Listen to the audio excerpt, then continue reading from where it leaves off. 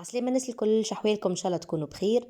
اليوم جبت لكم الروسيت نتاع لي فون دو تارت سكري بات سابلي سهله برشا. تبعوا الروسيت للاخر باش يجيوكم مزيانين ومرتوبين كيما تشوفوا فيهم. وبنفس الروسيت هذه تنجموا تعملوا تارت كبيره. انا لهنا حبيت نعمل ديميني تارت، حبيت نبدل هكا شويه وتشوفون في الاخر كيفاش جاو. وبالنسبة للمكونات عنا 150 جرام زبدة بحرارة المطبخ تكون طرية، و30 جرام سكر حبيبات، و60 جرام سكر محور وإلا سكر بودرة. نزيدوا عليهم ورشة ملح. هذوما الكل نحطوهم مع بعضهم من اللول، وبعدين نكملوا بقية المكونات. نركضوهم مليح مليح لين يوليو كي الكريم، هكا يوليو كي البومات.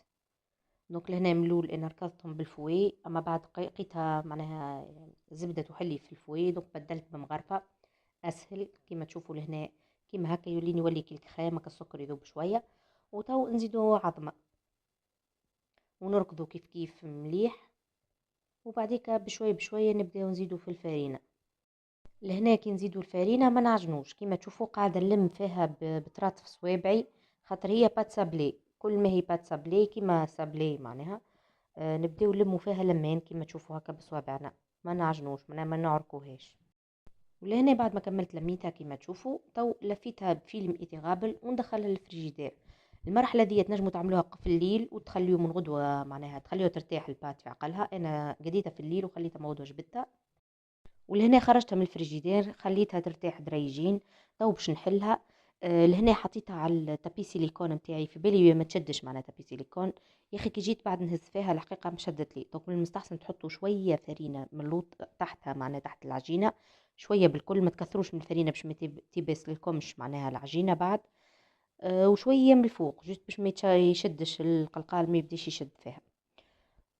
حليتها كيما تشوفوا لهنا، ما نحلوهاش جويده برشا.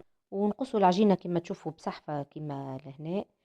يكون صحفه معناها تكون اكبر شويه من المول نتاع التاغت اللي عندك. دوك لهنا هزيت العجينه كيما تشوفوا بصعوبه شويه، خاطر كيما قلت لكم ما حطيتش الفرينه من اللوطه. اما بعد في المره الثانيه حطيت العجينه وكانت اسهل برشا. دوك لهنا حطيت كيما تشوفوا العجينه في المول متاعي، وقعدت ننزل عليها ونستوي هكا فك الاحرف باش يجي يطلعوا بعد في الطياب معنا مزيانين. ونحيك الحروف هذيك زايده نتاع العجينه بالسكينه. ولهنا نقب التاخت نتاعي بالفوخشات باش بعد في الطياب معناها في الفور ما تتنفخش. كيف كيف المرة الثانية كيما تشوفوا الكعبة الثانية زادا كيف كيف نفس الحكاية. ديما نسوي بيدي، نحاول لك ننزل شوية على الجناب باش تجينا بعد محرفة مزيانة. ونقبها كيف كيف، ونكمل كعبات الكل بنفس الطريقة كيما تشوفوا لهنا. دي الميني تاخت الأصغر شوية من الأخرى. ولهنا عبيت ليمون اللي عندي الكل وفضلت لي العجينة، دوك نحطها في الفريجيدير. كان فضلت لكم عجينة اللي تكملوا طيبوا ذوكم معناها باش تعاودوا تعبيوهم، دونك ما تخليوهاش لبرا، ديما نحطوها في الفريجيدير. وهذوما لي فون دو تارت نتاعي حضروا كيما تشوفوا فيهم ما شاء الله مزيانين طيبين في حقهم كيما تشوفوا. بالطبيعة دخلتهم الفور على درجة حرارة 150، شعلت لهم اللوطة بركة. كيف يبداو هكا أجنابهم يحمروا نشعلوا لهم شوية من الفوق. وهذوما لي ميني تارت نتاعي بعد ما زينتهم. لهنا حطيت لهم كراميل بور سالي اللي ديجا هبطوا لكم في فيديو، وحطيت لهم غناش شوكولا. زاده عندي في اليوتيوب في قناتي على اليوتيوب كويزين بايتوفا مصوره غناش شوكولا.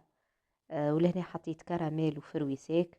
دونك لهنا بالنسبه معناها الحشوه تحطوا اي حشوه تحبوا عليها بتومه، تنجموا تحطوا كريم باتيسير معاها فروي غله بنان فريز اللي تحبوا عليهم تومه.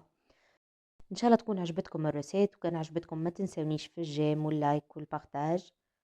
وملتقنا في فيديو جديد ان شاء الله، وبسلامة.